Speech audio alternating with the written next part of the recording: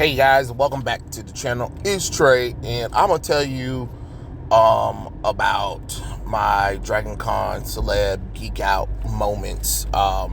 Because since I was gone from Dragon Con, I know a lot of stuff happened. So I'll just talk to you guys and tell you like the people I met, the celebs. Honestly, I didn't really get a chance to meet that many artists, if that's what you're wondering, because I was so focused on going out there and just having fun. But then at the same time, I saw some celebrities, but at the same time, I knew how like certain things wasn't allowed or whatever, which that is an annoying thing. I'm not gonna lie. The whole WGA strike is kind of stupid on what they can and can't say. I feel like if we're talking about present and future things, I can understand why they can't talk about that. But if it's something that happened already in the past, I feel like let them talk about it. And especially when you're like, especially when us normal people, we coming out there to see these celebrities and they're not allowed to talk to us about some of their iconic roles. It is kind of a nerve-wracking of annoyance, honestly, to be like this what am I supposed to say? Am I supposed to talk about your kids, your sister, your brother, or something like that? It wasn't bad. It wasn't bad. I can tell that some celebrities, because they still trying to figure out, but it was great to be able to geek out with some of them. Oh, and another thing too that we need to probably talk about too, and this is just for the celebrities in general. If you're going to come out to a convention, stay the whole damn weekend. Honestly, I feel like especially Saturday and Sunday, I feel like I understand some people be doing filming or whatever, but if you know you're scheduled for a convention or a con, the least you should do is be able to stay for Saturday and Sunday. And I think that that's something that conventions need to start enforcing, because it isn't fair that a person paid money to come and see this celebrity and this celebrity get the hell on because either they're not getting enough attention or scheduling or whatever. Hey, you know what I'm saying? Like, you agreed to come, you need to kind of stay your full time. You know what I mean? Especially when you're going to a convention that's 5 days long. Come on now. Now, you know damn well Dragon Con is 5 days long, Thursday through Monday. So that the least you should be able to do is stay Friday, Saturday, and Sunday, tops. You know what I'm saying? That's just my personal opinion. I didn't get to see any of the panels with the celebrities in there, because you look, when you're at Dragon Con, it is a party, okay? As much as I would love to sit down and talk to the celebrities and hear them talk about some of their behind the scenes and stuff like that, I just be forgetting because I'm everywhere and stuff like that. So I usually get a chance to just talk to them privately. You know what I'm saying? I mean, or when I'm meeting them or whatever. But the celebs I did geek out with, I geeked out with Willa Holland. She was very shy, sweet girl, but she was very shy, and I don't know if it was maybe because she didn't know what she can say or couldn't say because of the writer strike. You can definitely feel like she wanted to say things that she couldn't say anything about. But I did talk to her about her Kingdom Hearts role, because I love her live action stuff, but I don't think a lot of people give her any credit for her role as Aqua from Kingdom Hearts Birth by Sleep. And I really, that was my goal, was to meet her and talk about her role as Aqua and stuff like that. She was a little coy about things because again, she couldn't talk about it, which technically she actually could talk about stuff, and this was before the video game strike. So I don't know if she didn't know that she couldn't talk about it, but I think she thought that she couldn't talk about Aqua from Kingdom Hearts, but technically, yes, she could have. But that was really fun to kind of talk to her about it. And I was so mad because I went to the vendor hall and I tried to find anything Kingdom Hearts Aqua related. Like, that's another thing we're going to talk about. We're going to need to talk about more merchandise for the female characters in Kingdom Hearts, because there was barely none in the vendor hall. Like, people had Sora, Roxas, Ventus, Riku, King Mickey, Donald, and Goofy, but like, as far as like the girls, nowhere to be found, hardly. Not even any of the artists. So I had to sit down and draw, Aqua right quick, like 30 minutes. I was like, let's go. Let me go ahead and get this done. And I drew it, and then I signed it. And she signed it for me. And it's posted on Instagram. If you guys want to see it, it's there. You'll see it. And she really signed it. She thought it was a good job. I was like, I know it wasn't the perfect thing, and I know it was like at the last minute, but I wanted to try to get something Aqua related and stuff like that. I just couldn't find anything, and I was trying to find the Funkos, and even on Amazon the things were sold out, so it was really hard to try to find like merchandise for Aqua. So that's something that they need to work on in the future. I freaked out with Nicole Maines. If you guys know Nicole, plays the transgender superhero Dreamer from CW Supergirl. Honestly, she is definitely a goddamn geek. Like, geek as hell. Like, and I was just saying how I appreciate how her character was original, and how I feel like if they're going to do LGBT characters, that's how they need to do it. And she understood. I thought she was like going to get mad and be like, oh, all the characters need to be gay or something like that, because I know she is part of the LGBT community, but she understood where I was coming from, because I was just like, I appreciate the fact that they didn't come out of nowhere and like make your made your character like connected. And I understand that at first she was like, she appreciated that somebody got it. And I said the only reason why a lot of people didn't get it is because of the fact that people were changing too many of the characters around from Supergirl. So by the time your character showed up, people were like, oh, here we go, we're taking a Legion character. And a lot of people didn't understand that her character is the ancestor of Dream Girl, and not a replacement of that character.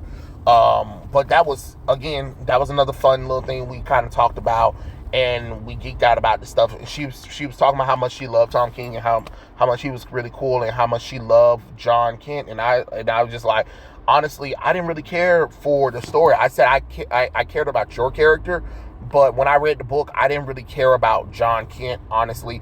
And I kind of wish they just kind of premiered your character in something big or whatever. And then we were talking about how I'm surprised Supergirl didn't come after you, because her man is brainy and stuff like that. So that's what we were talking about. We were like talking, because Supergirl, canonically, her boyfriend that she stays with is technically Brainiac 5, and her and Brainiac 5 have a daughter together called Brainiac's daughter. But in the CW show, Supergirl, Dreamer, and Brainiac stays together, and I'm just like, is that, what I'm saying? and she was like, yeah, she was like, because Jesse was over there, Jesse Rath, he was over there, and she was like, yeah, he never likes to, he always reminds me that technically I'm not supposed to be with him, because it's technically Supergirl supposed to be with him. And it was just a hoot to have fun geeking out about that. We geeked out so much. I don't know how long we geeked out. And I showed her the drawing of Dreamer, and then we were talking about how like complicated the lines were, and she was like, I know, right? She was like, I don't even understand when I'm putting on the suit why I got so many unnecessary lines on my suit. And I was like, yes, because I saw your suit, and I was like, I was going to draw it, but I was like, I'm not drawing all of that nonsense. She was like, I don't blame you, because she was like, even I was kind of confused, like, why do we have all of these unnecessary lines and zippers? And she was like, they don't do anything and stuff like that. And I had said, I appreciate how genuine when they had the episode where her and her sister talked, that it wasn't just this perfect conversation and stuff like that. And she's like, well, I always wanted to try to make the characters feel real and feel like they're real characters. And I said I appreciate that, because it just seems like nowadays they're always trying to make it where characters just automatically like stuff instead of like not having conflict, because I feel like it's so fake when everybody approves of it, instead of just having like, you got to have somebody that got to conflict with it. And that was really cool that we had that conversation. Afterwards, I went over to grade the Lyles and stuff like that. Don't worry, y'all, I didn't bring up the AI thing. I could have, but I didn't. But it was funny because I showed her the picture that Dominic Glover, shout out to Dominic Glover for drawing the photos for Azula for me. And I showed her that she said she loved it, and she insulted me as Azula several times over. And she's such a hugger. She loves hugging and talking and stuff like that. She was very nice. You know what I'm saying? Like, outside of that AI thing, she is such a sweetheart. But yeah, being insulted by Azula was hilarious. Like, I was she was insulting me badly. Like, and I was just like, yes, because I mean, it's Azula, for God's sakes. And it's kind of funny because we talked about her other shows, like Kimiko from Xiaolin Showdown and Yumi from Hi Puffy Yami Yumi. Like, if you guys don't know, you guys don't know. You know what I mean? So it was really fun to like geek out about that as well. Just having a little bit of fun with the actors. She's definitely fun, and she even dressed up as Fire Lord Ozai, sort of, like, you know what I'm saying? So that was another fun little thing to do with her as well. And of course, I gave the praises to Gina Torres. I don't know, maybe we might have scared her off or something like that. She was, what we doing? Like, stopping like that foe. She was wonderful. And I asked her, I said, like, was she a geek girl or nerd girl or science fiction kind of person? She said no, she never, when she growed up, she never was into it at all or anything. She said it's just kind of like we kind of embraced her. She kind of fell into it, and it was really kind of cool to kind of see that we kind of, influence that for her or whatever. But she's like, we kind of embraced her, and I think that's really cool that it wasn't kind of planned, but in the long haul it worked out perfectly. Because if you guys don't know, like, Gina Torres is like a sci-fi legend at this point, a nerd legend, a queen, because like she is literally in everything. And I had told her, I was like, basically, you're like my childhood, honestly. Like, no matter what I'm watching or doing or whatever, you are like always a constant presence in the geek and sci-fi world. And and I say even now, all the way up until my adulthood, I'm watching you on 911, Lone Star. Me and my grandma, we sit there, we watch it. It's our thing. We love your character, and of course, she was thankful to see it. And then I got her to sign my Serenity badge for her, so that was really cool. And of course, she voiced Vixen and Superwoman. And then I talked to Andrea Pekalecki. She did Bobby Morse from Agents of S.H.I.E.L.D. She's so beautiful. And we were talking about how, like, Marvel was screwing them up and trying to pretend like Agents of S.H.I.E.L.D. wasn't part of the MCU.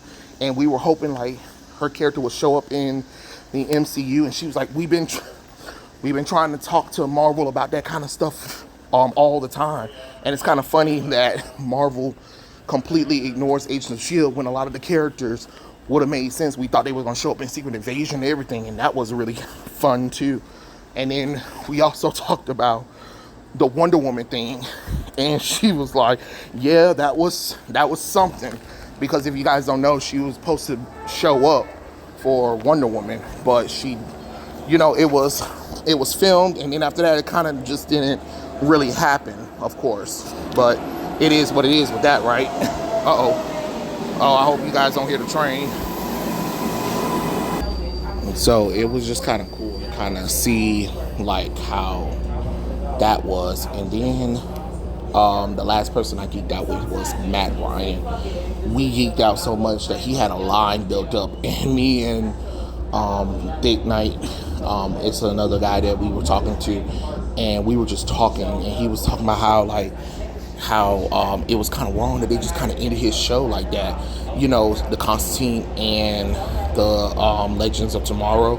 And then he was like, how the reason why they had to change his character is because they lost the rights because J.J. Abrams had got the rights to John Constantine. So they had to kind of rewrite his character. But I was just like, oh, it just kind of sucks that, you know, they weren't able to finish it, especially now that people want more John Constantine and he's kind of popular. You know, you just go ahead and just have him as John Constantine and, you know, at least try to finish up the plots that he did. You know what I mean?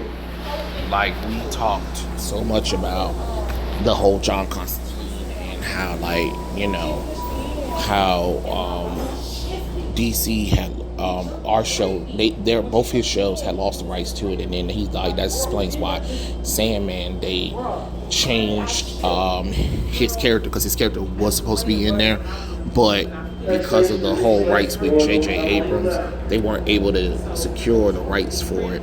And then, of course, we talked about him not being in Lucifer. He was like, that was another thing. And I was talking about Swamp Thing.